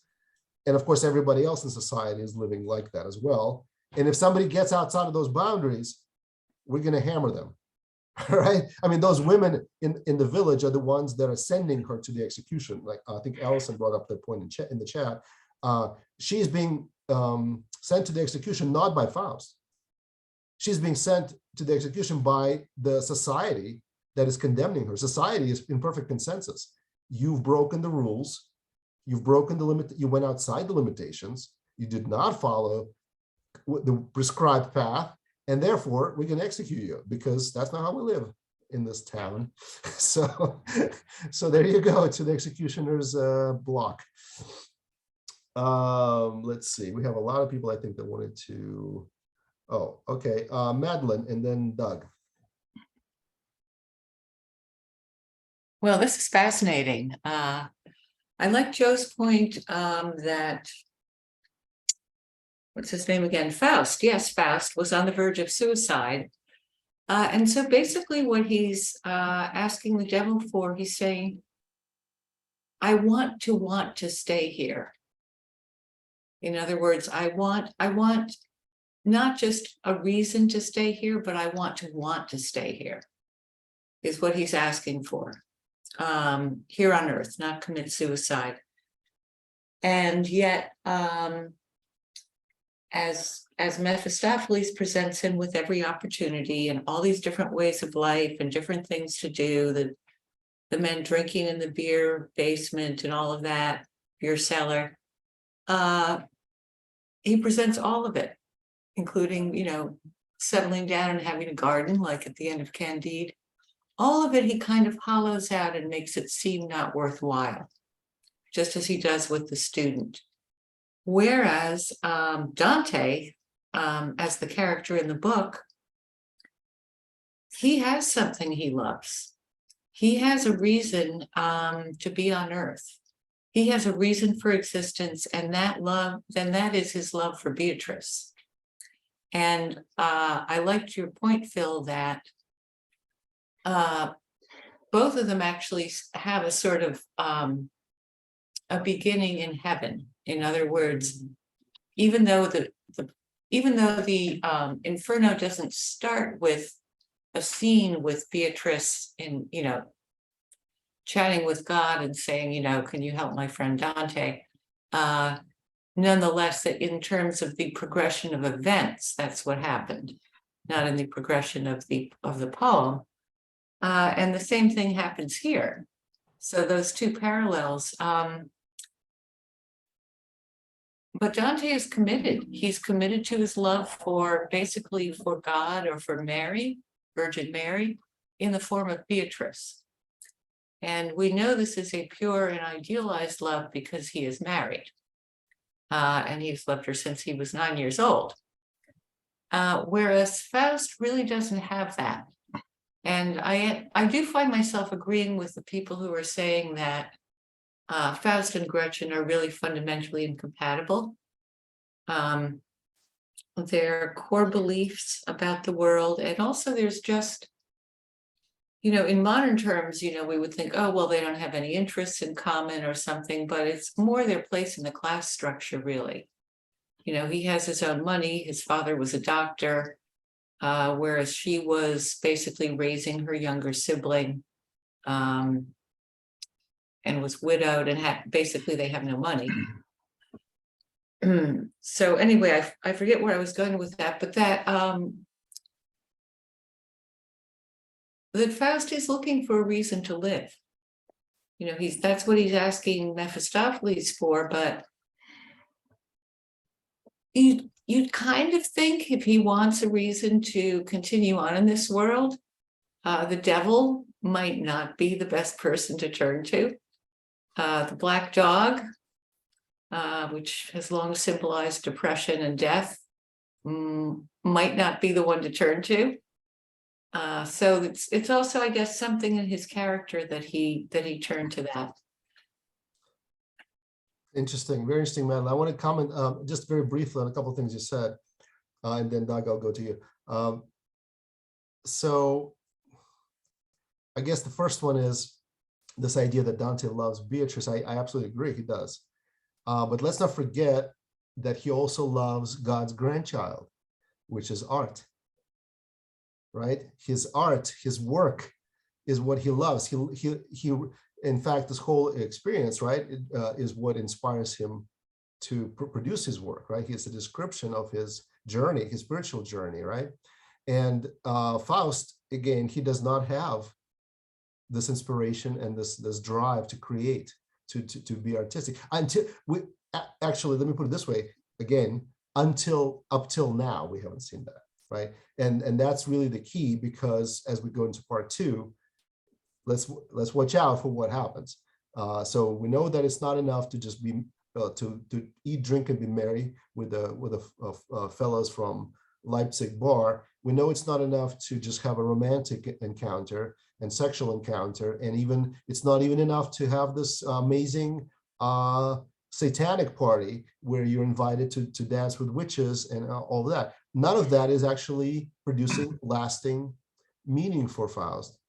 So, but we're not done yet. I mean, it's probably a good good segue into the next meetup, but we're not done yet, right? So let's see what happens. Let's see if he finds meaning, yeah, that's what we're on a journey to find. Doug, go ahead. Yeah, I think I was trained to read in a way by my father, who was a lawyer, and he actually taught the Bible in Sunday school, like a legal text in a way. And I joke now that it was almost like he taught us to analyze the Bible, looking for the loopholes in a way, you know, to make it more progressive than it seemed to be, or to make it more demanding than it seemed to be, or to make it more like there's a lot of economic rules in the Bible that we never hear in this country, you know, because they're not in keeping with the superstitions about the invisible hand of God. But aside from that, the deal, so I focus on the deal. The deal in Marlowe's Faust is, I will have your soul, and I'll give you whatever you want in this life, and I'll own your soul at the end. And even though I think Marlowe's Faust waxes sentimental about Jesus's blood streaking across the cosmos, he's lost, he's gone. That's a deal, he's gone. This deal is much more complicated. You know, basically he's saying, they sort of battle around a little bit. And I think it's phrased in the fact that Mephistopheles says, I'm not interested in the dead. I'm a cat and mouse man. I want to fight with something that's alive and struggling. And so he actually says, I will be your servant in this life. You will be my servant slave in the next life. And this is a period where slavery was beginning to be analyzed and discussed in various things. So it's sort of an economic service relationship. And then Faust kind of throws in like an addendum to it, saying, I don't think I'm going to ever stop striving, as Maritza said, keep moving forward. And if I ever choose to rest, then take me, I'm yours. And so that's a weird kind of adjustment to the contract, to the point where even Mephistopheles warns him when he starts to savor Gretchen, you know, she's going to make you slow down and stop, and I'm going to have you. It's like he wants the game to continue. He doesn't want Faust to rest, because that means the mouse has given up and the cat doesn't have any fun anymore. So it's a very alive thing. It's a very theatrical thing. It's like, how do you keep the play it's like a TV series. How do you keep the series going when the characters are all dead, and then you rewrite the backstories and you keep the story going? I mean, it's like somebody who's writing a series, and Mephistopheles is sort of doing that. He keeps rewriting the show so it can keep going on, and Faust slithers out in various ways. But that deal is important. And then I think between Gretchen and Faust, talking from a Hollywood formula, are made for each other, because in the Hollywood formula, opposites attract. They are so different. We think people should be together because they have something in common. Well, no, that's not how it works out in a lot of Hollywood films. It's like you have no business being together, and then events slam you together. So I think there is something, they are such opposites, they're almost doomed to sort of wrestle with each other. And I think, again, that's a Jungian sort of element at work. Right. The opposites. Yeah, no, for sure. No, Doug. And I would also say that Dante actually does rest.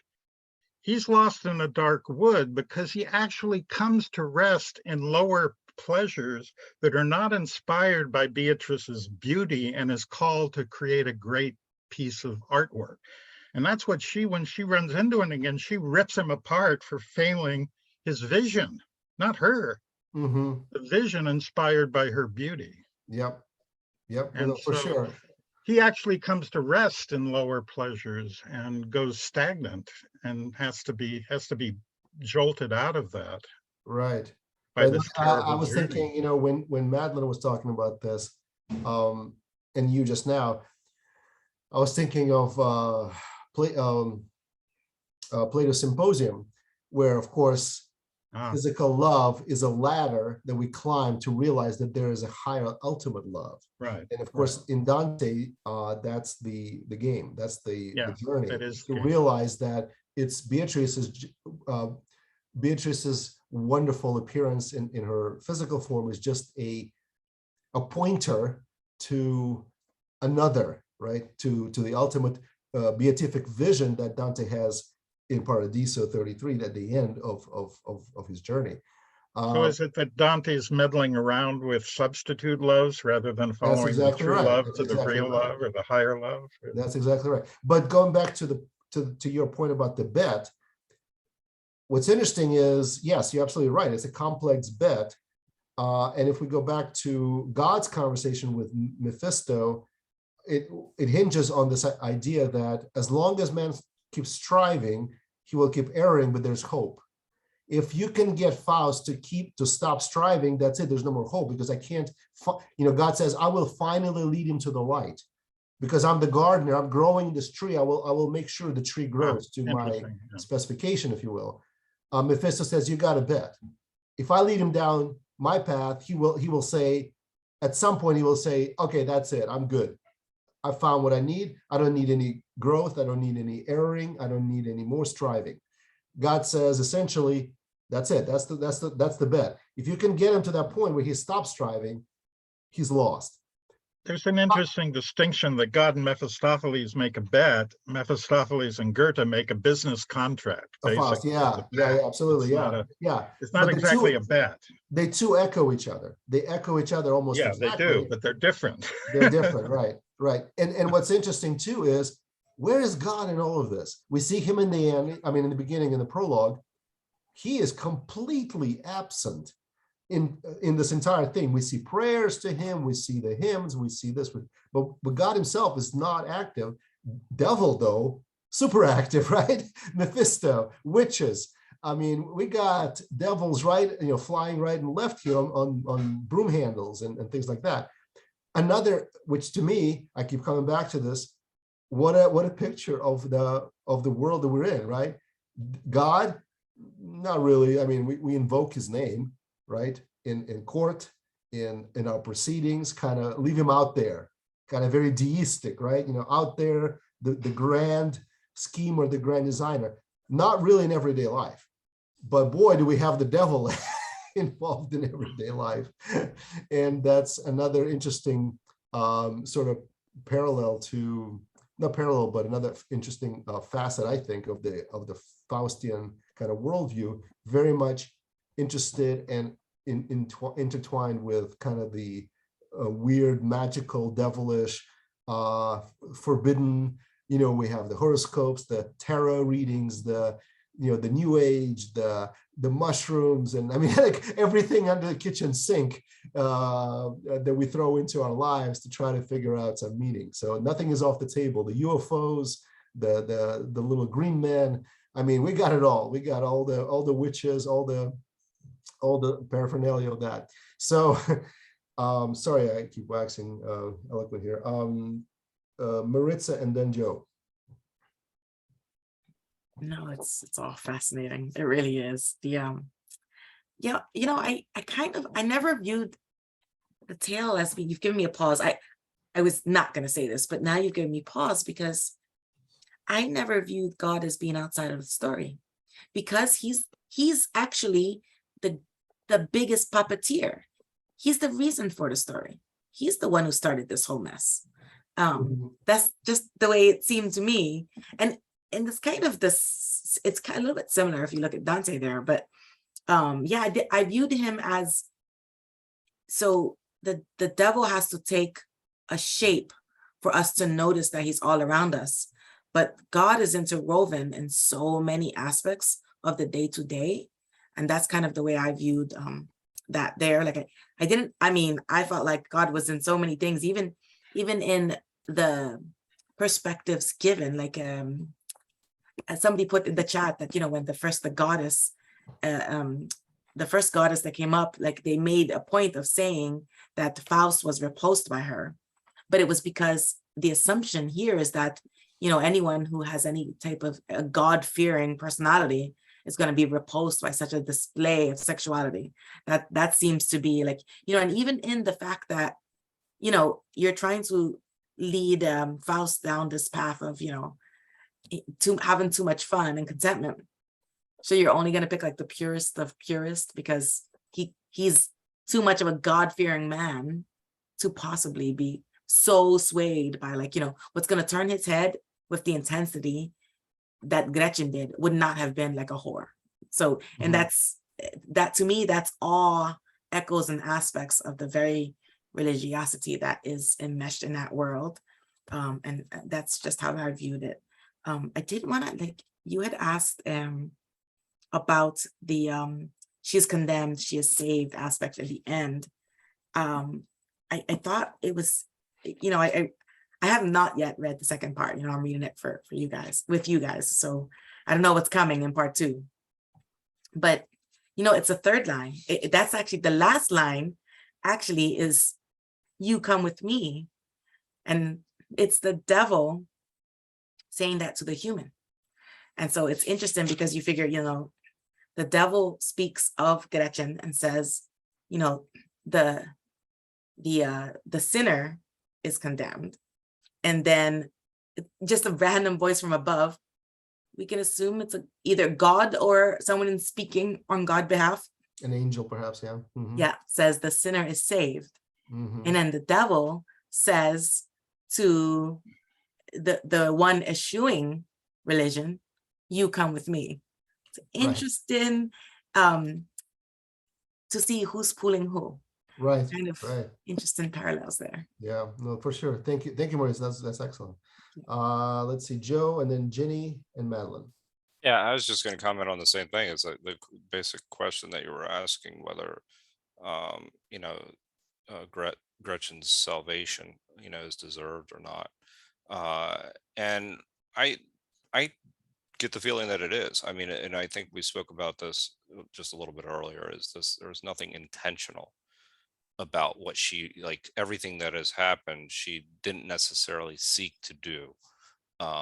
Maybe killing her child, okay, but even then, getting pregnant and all those other things that went along with it was not something that she sought to do. But the other aspect of it is that she doesn't go with the devil. She doesn't escape with the devil. She has the option to, and she chooses to basically accept her punishment for what she had done. And that's the radical responsibility that allows her, to, I think, ultimately be pardoned. And I think that that is deserving of consideration when you're talking about salvation, in the sense that there's some degree of remorse that you're showing that is often, when you look at certain people, sometimes that they we really never know what's in another person's heart. However, but that I mean, she basically shows by her actions, and you can judge people by their actions more than their words. So, and I mean, and that's a very important point as well. I mean, people often, you think about preachers sometimes, that they speak one way and act another. And actually, and it was, we kind of covered something similar with the Gospel of John when we were going through that. The idea that Christ's actions match his words, actually. And I think it's in a way the same thing here, is that, again, it's Gretchen's beliefs, her her feeling, her love even for Faust. I'd even say her love is actually what kind of snapped her out of her insanity when he first enters the cell for Faust. That all those things, I think it is deserved, but that's a long way of saying that. Yeah, thank you, Joe. That's interesting. Ginny, and then Madeline and Ella. It's toward the end of the meeting, I think. So I just want to just quickly say what you make a comment about what you said earlier, Philip. You said that this play had like everything but the kitchen sink, and it just made me laugh, because I've been reading Ulysses with another group, and that's what I've been calling Ulysses, is a book of everything but the kitchen sink book. And so just when I heard you say that, I thought, oh my God, I just can't believe he just said that. Anyway, I don't want to make too many comments, any comment about the play, because I've done Marlowe's play Faust, but I have not read this play, although certainly I have read about it. But may I just very quickly just make a comment to D.W. Jacobs? Is that okay, Philip? Yes, absolutely. Yeah, I just think it's just amazing, but the comments that he's made, and I just really enjoy listening to him, and I just want to appreciate and let him know how I appreciate his support of theater, because I was a theater, I did theater in New York for 20 years. So I really appreciate somebody who supports theater like he does. So just wanted to throw that out to you. Yeah, thank you, Ginny. Okay. Doug appreciates that as well. Thank you. Had an alarm just go off. Okay, so let's see, we have Madeline and then Ella. Yeah, Madeline and Ella. Go ahead, Madeline. Well, I'm looking forward to seeing what happens in part 2. As I recall, in the Inferno, Dante, as the character, the protagonist, one of the appalling things about hell was how badly people treated each other, and how their behavior in hell continued to parallel what had been on earth. In other words, they didn't change. Mm-hmm. My favorite of the 3 books was actually Purgatorio, because people did change as they went on that beautiful line, the mountain that gets easier as you climb, and that they changed in their responses to other people, they changed their behavior, they changed internally, and Dante did too. I think he transformed more in that book, certainly much more than he did in Inferno. And so I'm wondering what's going to happen in part 2 of this. since I've never read it before, you know, will Faust be transforming it all, or will he be stuck in that ADD grabbing at toys mode, or, you know, oh devil, please give me a reason to stay here on earth and not kill myself. Or is he going to change and mature in some way? Since I think we've all been decrying the fact that he is not doing that in the first part of the play. Right. Well, you know, I'm not going to answer that. As if that was a question, I'm not going to answer it. I'm not going to give it away from you.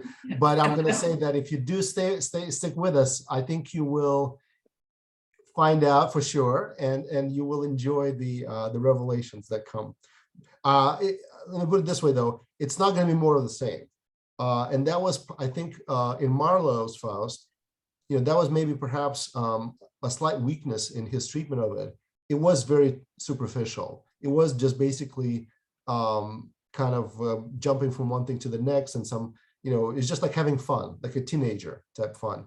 But Goethe takes the original story of Faust and makes it much more problematic and much more philosophical, much more deep, because it really explores different aspects of humanity and different aspects of what it means to be human, right?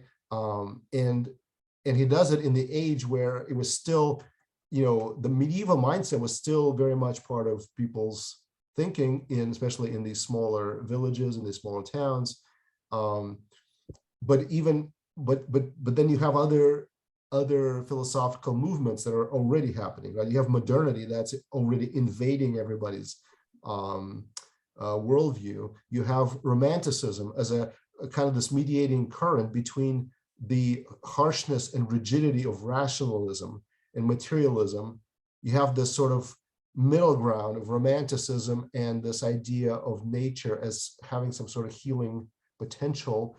Nature, not in a sense that nature, we discover it and we rule it and we kind of master it, but nature in a sense that we are ourselves part of it.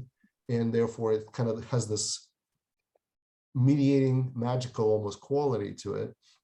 And yeah, so part two is all about this exploration becoming more philosophical, more intellectual, and less, I would say, less concerned with superficialities. It becomes more symbolical. It becomes more expansive.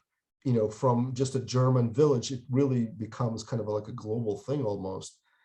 It also expands our sort of scope of operations. We're not just going to look at people having fun, because that's not what world is. World is about complex things like government and ruling, and parts of being human is being part of that, right? Being part of society. It's not just about having a girlfriend.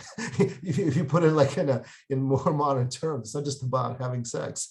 I mean, there's really more to life than that, especially from a standpoint of somebody as accomplished as Goethe himself. And Goethe, of course, is the prototype for Faust, right? He's a man who's looking for answers.